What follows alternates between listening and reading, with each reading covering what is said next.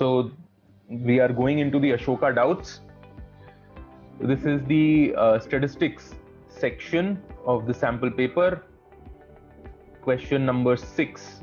Let P be the probability that a coin toss turns out to be heads, and let P hat be an estimate of this probability. Now, nowhere is it written that the coin is unbiased. Nowhere. Okay. Coin is tossed 20 times. The coin turns out to be head 7 times, tails 14 times. What does this mean exactly is that P is equal to 1 by 3. Head by tail, the ratio is 1:2. Therefore, the probability of a head will be 1 by 3. Okay, 1 by 3 is approximately 0.3.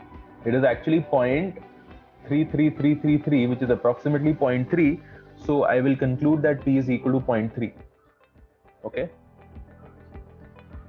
Most of the questions that you see in Ashoka is a repetition of the concept that we have already done in the DSC paper.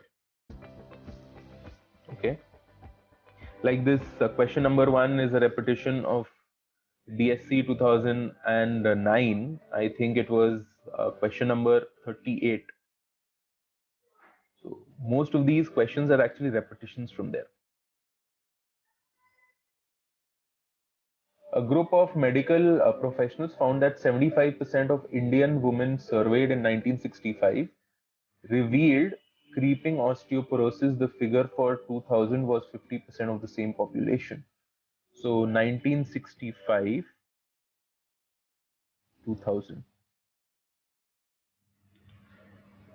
A group of medical professionals found that of Indian women surveyed in 1965 revealed creeping osteoporosis. So let the number of women surveyed is 100, 1965, 75 of them actually revealed creeping osteoporosis. In 2000, the number was 50.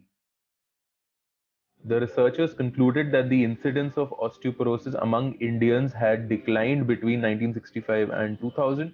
Which of the following is true? Would most undermine the researchers' conclusion?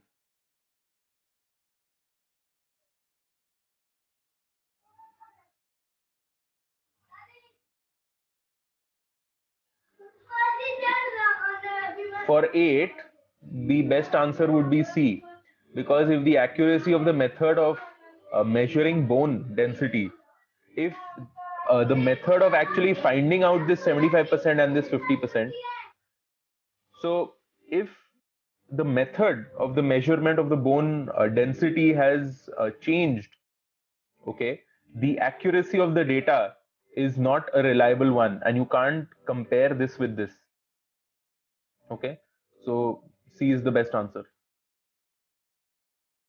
Now, question number 9, Nina is saying that since attempting to preserve every species that is currently endangered is prohibitively expensive, the endangered species whose value to humanity is the greatest should be accorded the highest priority for preservation.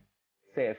But such a policy would be unsound because it is impossible to predict the future value of a species, nor is it always possible to assess the present value of species whose contribution to humanity, though significant, are indirect. Okay, so what will be the answer to this?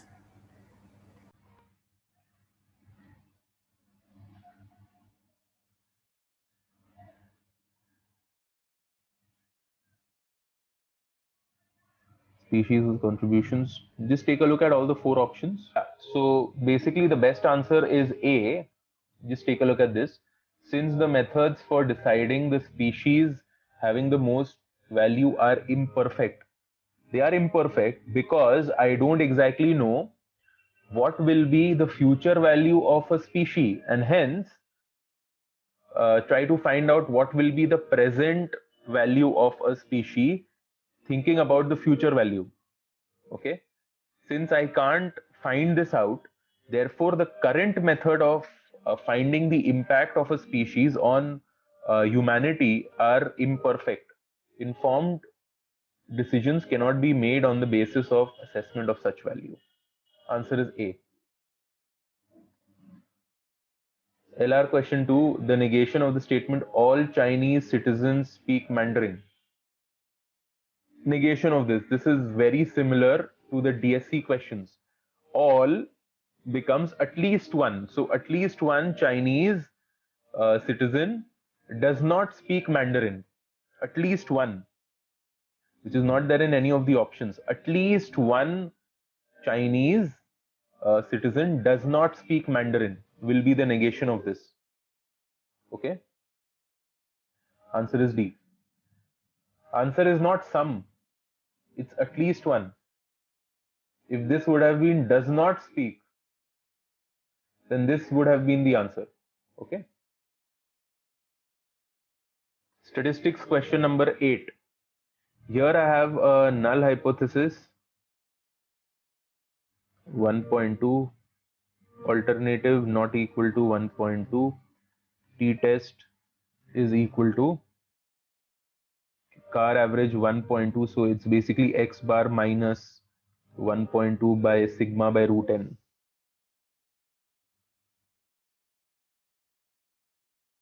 So 1 minus 1.2 divided by 0.4 by 4, that's 0.1, minus 0.2 by 0.1, Bombay, 15. Okay, question 5, A, B, C, D, E, F. So C is the sister of F.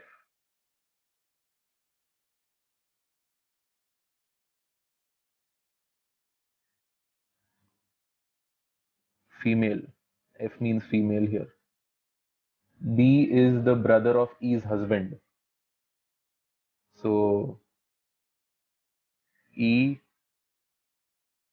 husband, and B is the brother. Okay.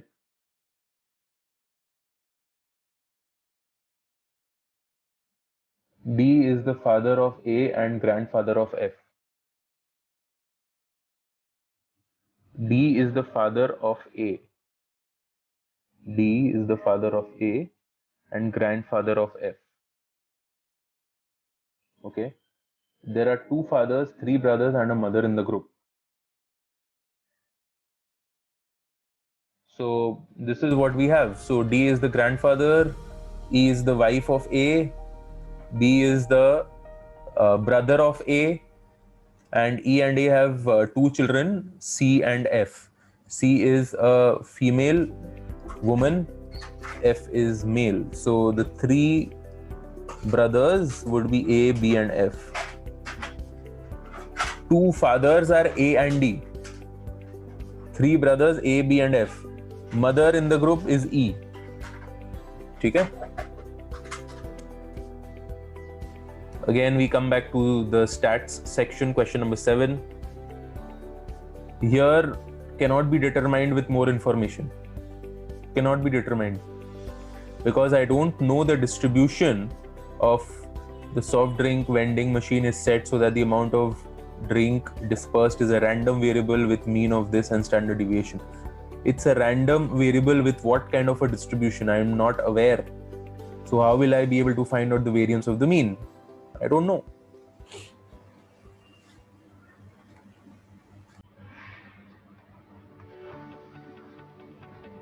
If theta is an unbiased estimator of theta hat is an unbiased estimator of theta, then A theta hat plus B will be an unbiased estimator of A theta plus B, where A and B are any value, it can be any real number. Answer is A. Okay, so question 6, let's do it by, we'll assume tax is constant because it's nothing else is given. It's not given as a marginal tax rate. It is asking us for the full number. So we will assume this.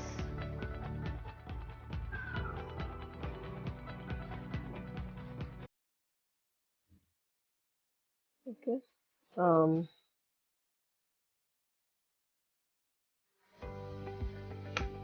So dy is going to be c dy minus c dt.